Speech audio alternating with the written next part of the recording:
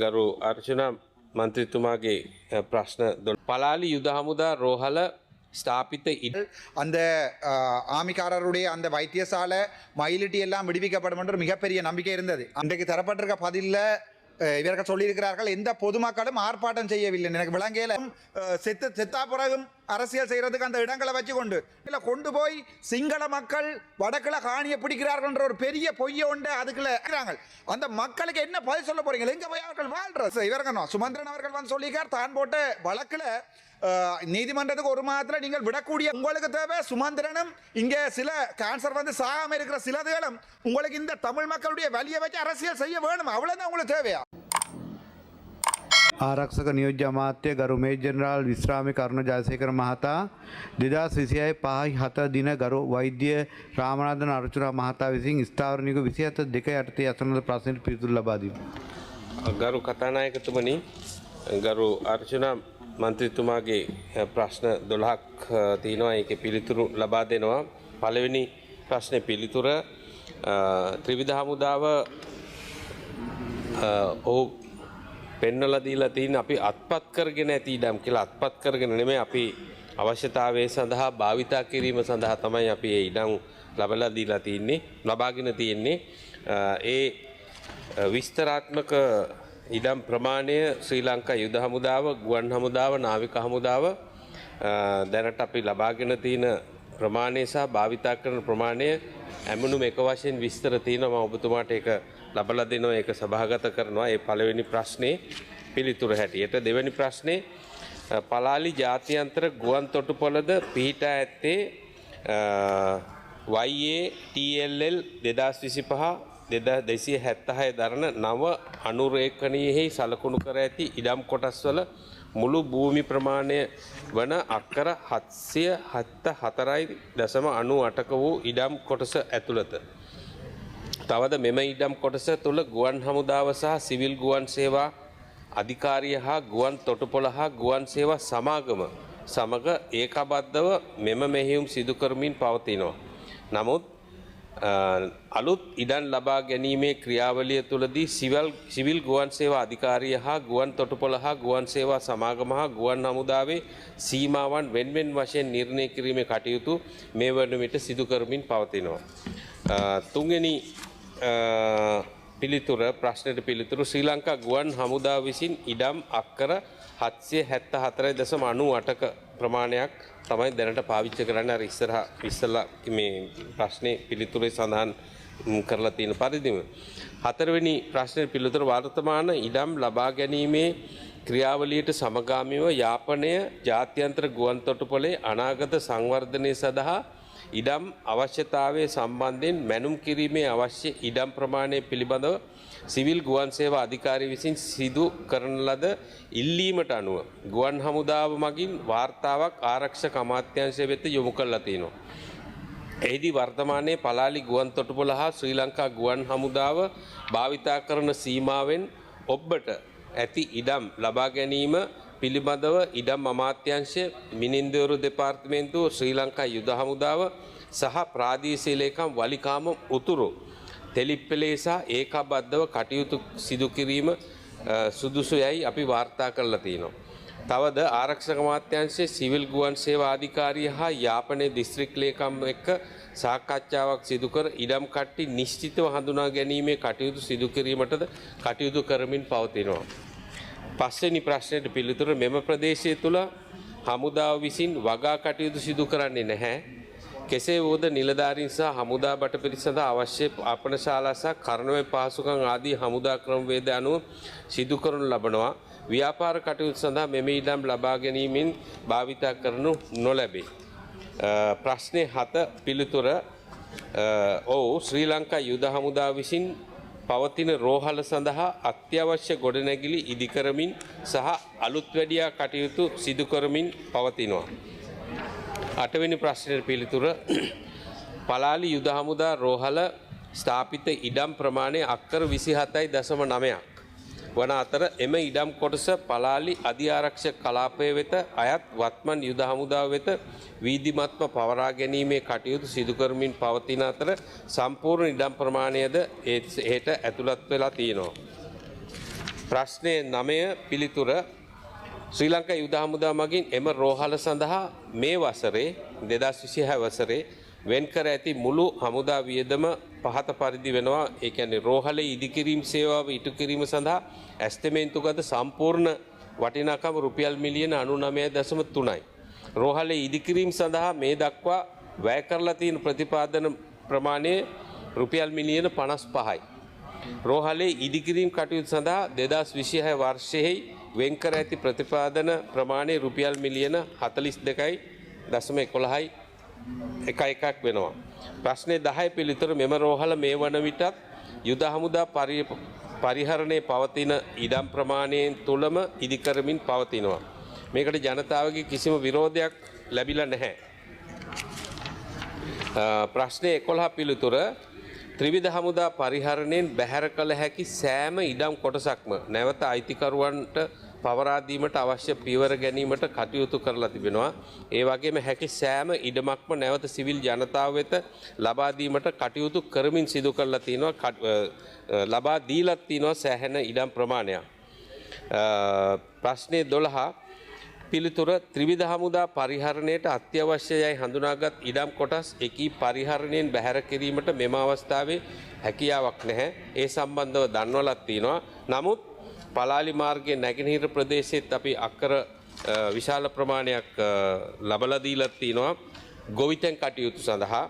ඒත් එක්කම ගුවන් හමුදාව පරිහරණයට අරන් තියෙන අක්කර 253කින් 453 දෙනෙකු සඳහා වන්දි මුදල්ද ලබා දීමට දිස්ත්‍රික් ලේකම් මාර්ගයෙන් අපි කටයුතු කරලා තිනවා. ඒ කටයුතු දැන් වීදිමත් කරන්න සාකච්ඡාත් පවත්වලා තිනවා, කටයුතු කරලා තිනවා.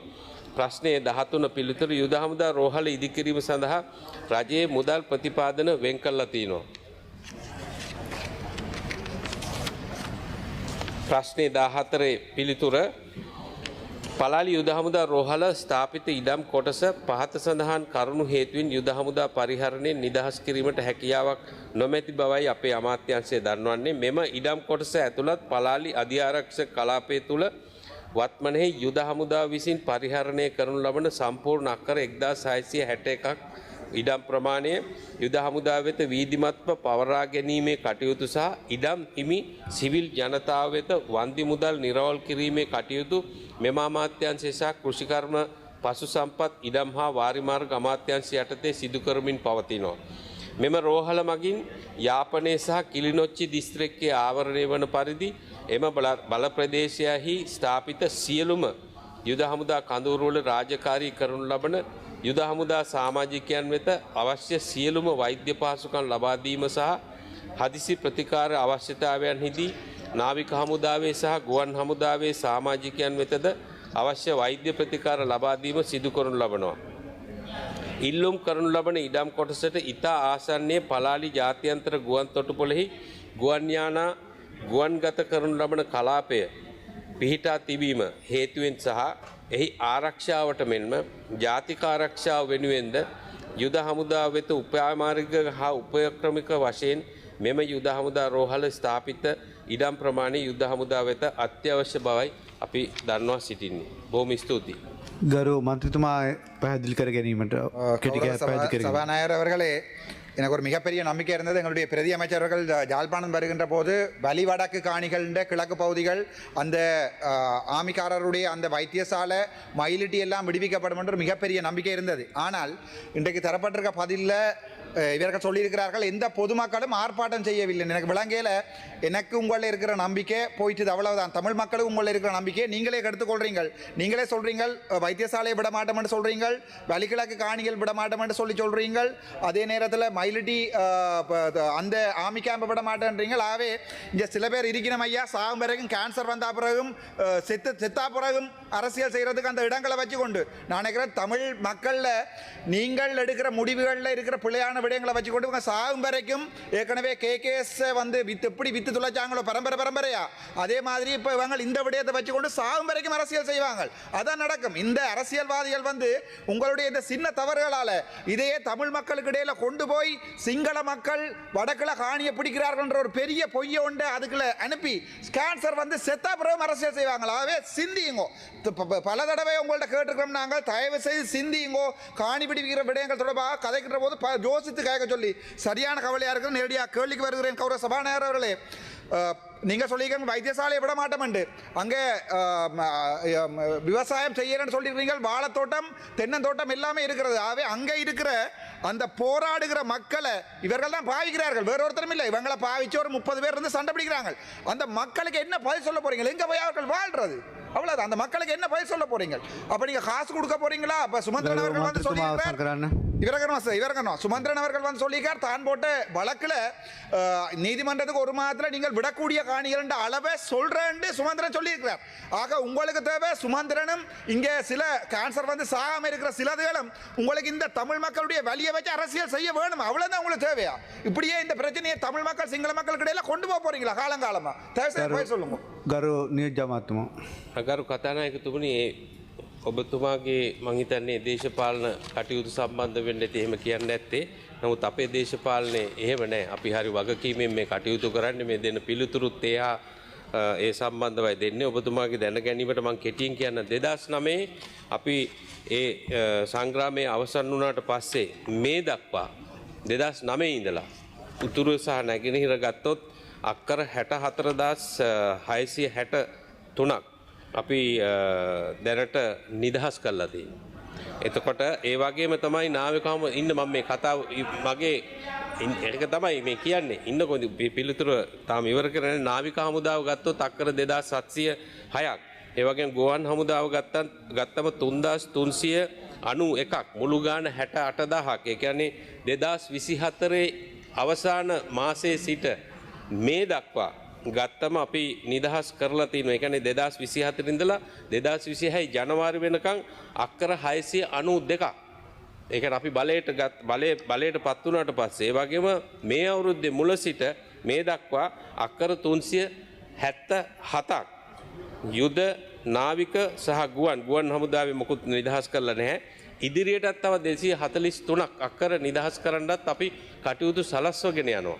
එතකොට ඒ වගේම තමයි පලාහලි නැගෙනහිර ප්‍රදේශයේ හමුදා ජනපදයේ පිහිටි කලාපය තුල ඉඩම් අතරින් මම ඉස්සෙල්ලා කිව්ව අක්කර 234ක් වගා කටයුතු සඳහා 2024 අවසාන මාර්තු මාසයේ ඉඳලා භාවිතා කරන්න අපි ඉඩ දීලා තියෙනවා. මම ගියා යාපනයේ ඔබතුමා හිටියේ නැහැ. මම ගිහිල්ලා ජනතාව හම්බුණා. ඒ හැමෝත් එක්කමත් කතා කරා. රාජ්‍ය නිලධාරීන් හම්බුණා. දේශපාලන අධිකාරිය හම්බුණා. මම භූමියට ගිහිල්ලා කෝවිල්වල කුරුල්කල් මේ තුමන්ලට මම කතා කරා. හරි ගරු ජනාධිපතිතුමාගේ උපදෙස් පරිදි ඔබතුමා හිටියේ නැති එක මට කරන්න දෙයක් නැහැ. නමුත් දිසාපතිත් එක්ක දේශපාලන අධිකාරියත් එක්ක පහුගිය සුමානට කලින් සුමානේ මේ පාර්ලිමේන්තුවේදී ගරු රාමලිංගම් මැතිතුමා ඒ වගේම අනිත් සිවිල් ගුවන් සේවා ඇමතිතුමාත් එක්ක දිසාපතිතුමා ඔබතුමාගේ වලිකාම උතුරු සහ මේ ප්‍රාදේශීය ලේකම් එක විශේෂ සාකච්ඡාවකුත් තියලා මේ ඉඩම් කොහොමද අපි ඉක්මනින් නිදහස් කරන්න කියලාත් අපි කටයුතු කරලා තියෙනවා. ඉතින් ඒ අනුව ඉතින් හරිම කනකාටි උතුරේ විතරක් ගත්තොත් 23850කින් අක්කර උතුරේ පමණක් ඔබතුමාට දැනගන්න කියන්නේ රිලීස් කරලා තිනවා 21280ක්. එතකොට මම කියේ මල් මාල දාගන්න නෙවෙයි ඔබට ලැබිච්ච මල් මාල කොයි විදිහද කියලා ඔබතුමාම දන්නවනේ. බිමේ ඉන්න මිනිස්සු මට හොඳටම කතා කරා. ඒ වගේ තමයි මමත් ගිහලා කතා කරන ඔබතුමාට දෙන්න තියෙන පිළිතුරු ඉතාමත් සාධාරණ දුන්න. එච්චරයි ගරු කතානායකතුමනි මට කියන්න.